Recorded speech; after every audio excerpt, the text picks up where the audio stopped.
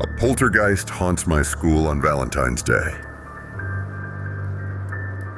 My family has a tradition that I've always liked. After dinner on Christmas Eve, we head out to my dad's backyard fire pit. There's booze for the grown-ups, s'mores for the kids, and for some weird reason, ghost stories. Not really the most festive activity, I guess, but something about sitting around a fire always seems to trigger them. We did this last year, and I was having a great time. That is, until my cousin Ben decided to tell one. Ben's a science teacher at a local elementary school, and he started telling us about another teacher that died a few years before Ben joined the faculty.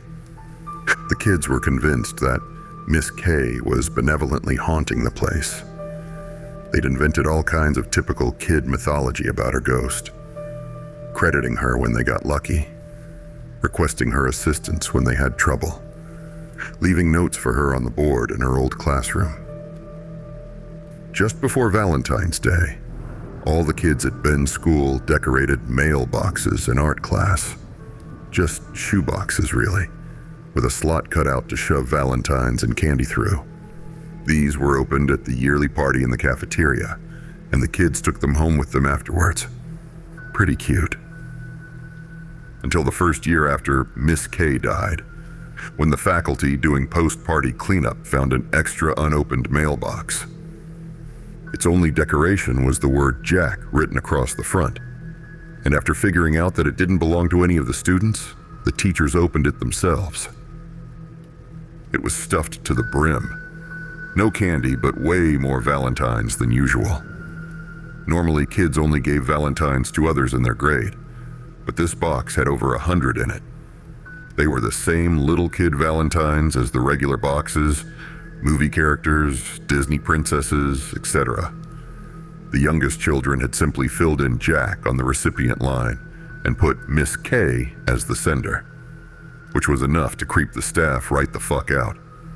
But several of the older children had also included some brief message. Miss K loves you forever was far and away the most common. The faculty tried to reassure each other that the children had just added a little soap opera drama to their developing legend. A second round of grief counseling was ordered, along with mandatory class discussions about how ghosts weren't real. But the next year, there was another box, and there'd been one every year since. My name's Jack. So, of course, my family teased me during Ben's story. My little sister didn't, though. She chewed her lip, looking thoughtful. And when Ben finished, she asked what the teacher's real name had been. Ben's answer froze my blood. You can tell where this is going, right? In life. Miss K had been Mia Karasiewicz, a former friend of mine from years ago. We'd been practically inseparable, that is, until she'd revealed herself to be a manipulative psycho bitch with all the tenderness of a rabid honey badger. She'd left my heart in shreds, and I hadn't spoken to or seen her since. I'd moved away shortly after the bullshit with Mia, only coming back for Christmas and the occasional Thanksgiving. And somehow, I'd managed to completely miss the news that she died, and became the patron saint of first graders, apparently. What the actual fuck? I hadn't said a word since Ben started his story, but my siblings and parents remembered Mia well, and the fire pit buzzed with their hushed speculation and excited theories. Forget salt in an old wound? This was salt with a lemon garnish and piranha chaser. I knew better than to try and drag my family off a subject they had their teeth sunk into. I muttered excuses and headed inside, grabbing my iPad and heading to the front porch for some quiet, a smoke, and a consultation with Dr. Google. Mia's obituary came up right away, and the photograph made my heart lurch. In her prim and proper teaching outfit, Mia looked more like Snow White than ever. All doe eyes and deceptively sweet smile. She'd looked at me like that The day she'd told me about that guy too. Wide-eyed as a toddler with its hand in the cookie jar. Like she had no idea what I was pissed off about. Those were the kind of misty, watercolored memories I was chewing on when Ben found me. "All those Valentines are in a box in the teacher's lounge," he said, helping himself to a cigarette out of my pack. "All of them, from every year. I could get you the box if you wanted to see them." "Aren't you a science teacher? Why are you on board with this ghost crap?" I yanked the pack back towards me with a little too much force. "It's not me, dude. For one thing, that lady was a tramp. There could be a dozen Jacks." Ben recoiled from the venom in my tone, but I continued, bitterness rising. I knew it wasn't fair to take it out on Ben, but I couldn't seem to stop myself. Not to mention that Jack is the most fake, least imaginative name those kids could have possibly picked. It's the ultimate kid story name, isn't it? Jack Frost, Jack Horner, Jack and Jill, Jack Be Nimble, Jack and the Beanstalk. Ben sat quietly as I ranted on, his face blinking red and green from the garish display across the street. I finally paused long enough for him to get a word in edgewise, and he asked how much longer I'd be in town. When I told him my flight left the day after Christmas, he suggested that we stop by the school on Christmas evening. He had a key, and I could look through the box of Valentines. I started in on a list of things I'd rather do that included root canals and colonoscopies, and that time, he did cut me off. "Look, I know you think it's bullshit, and if you're sure it isn't you, I believe you," Ben said. "But would you do it as a personal favor to me? I already sent out a mass text to the staff, and they're really excited about this. I'll be a hero next semester, and there's this insanely hot secretary in the office. That's how Christmas evening, when I should have been lounging in my sweatpants watching my nephews bicker over Legos, I found myself dashing through the snow in Ben's junker old Corolla. Empty schools are creepy as hell. Without the crowd of bodies and backpacks, the metal lockers and tile amplify every footstep into a resounding echo. And in the half-lit shadows, even the holiday decorations seemed sinister.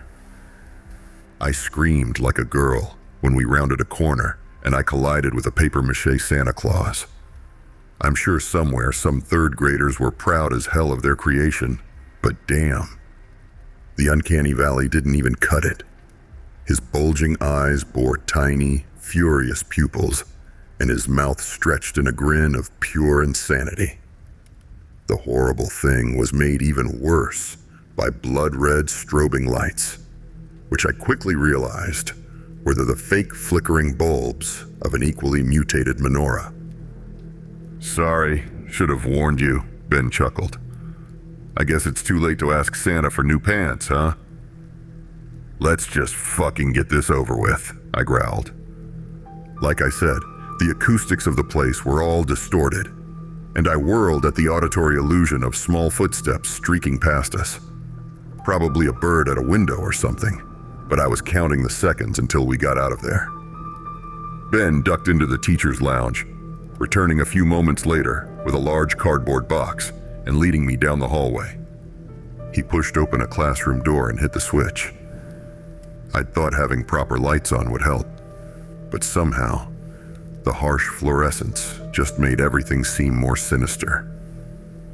There were posters about fractions, a banner reading, "Math is functional," desks clustered in a circle. A whiteboard listed the homework as, "Have a 100% wonderful holiday, see you next year." Math teacher humor. Beneath the assignment, way down at the bottom of the board, someone had scrawled, "Merry Christmas, Miss K," in small, childish letters. "This used to be her classroom?" I asked. But I was pretty sure I knew the answer, even before Ben nodded. He handed me the box of Valentines, then said he'd be down the hall getting some grading done. I nearly asked him not to leave me, but after his crack about pants from Santa, there was no way I was giving him more ammunition. Instead, I headed for the teacher's desk, setting the box down and taking a deep breath.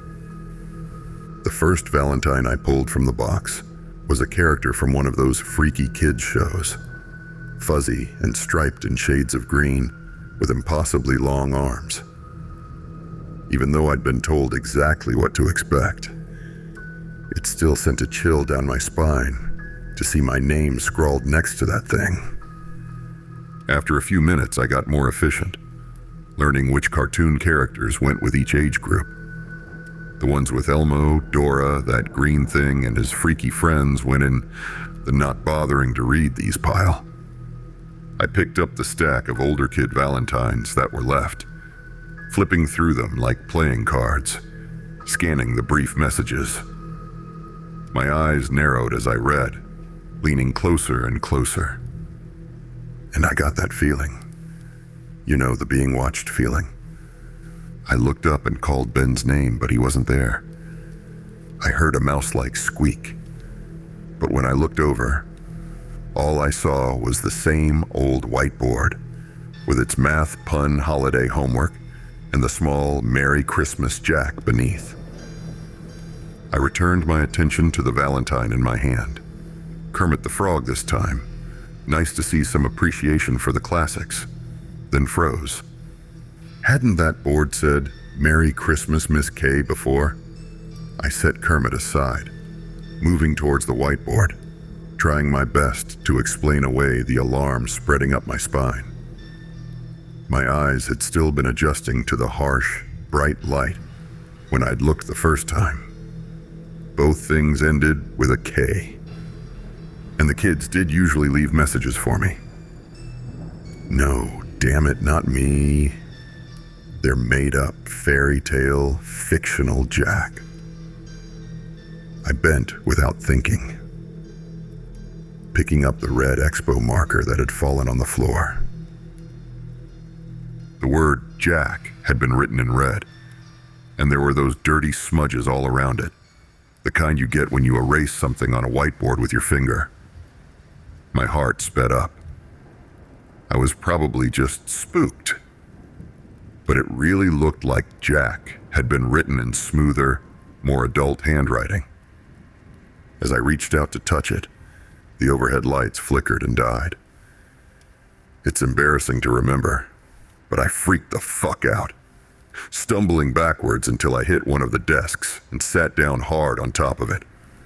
I was so panicked, I imagined all kinds of stupid things. I struggled to adjust to an inverted world. The room had been hideously bright before, the windows dark.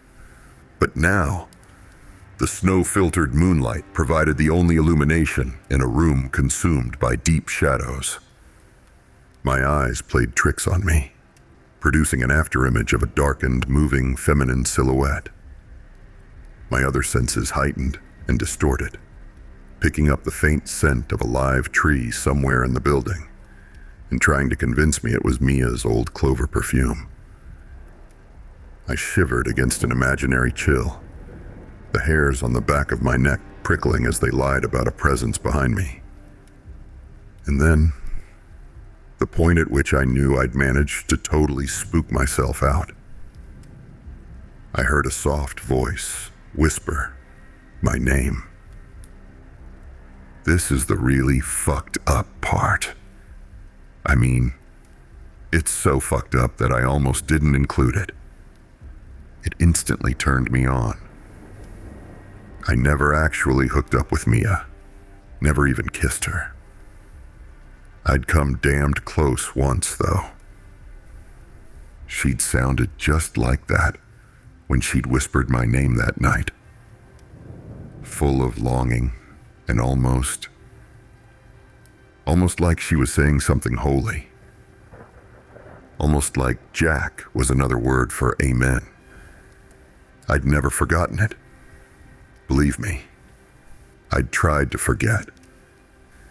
But I'd heard that soft whisper against my neck in 1,000 dreams.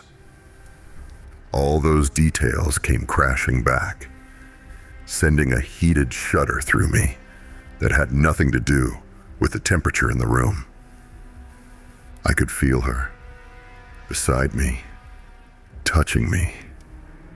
And although I knew it was merely the onslaught of memory, I could have sworn I felt fingers softly stroking my cheek.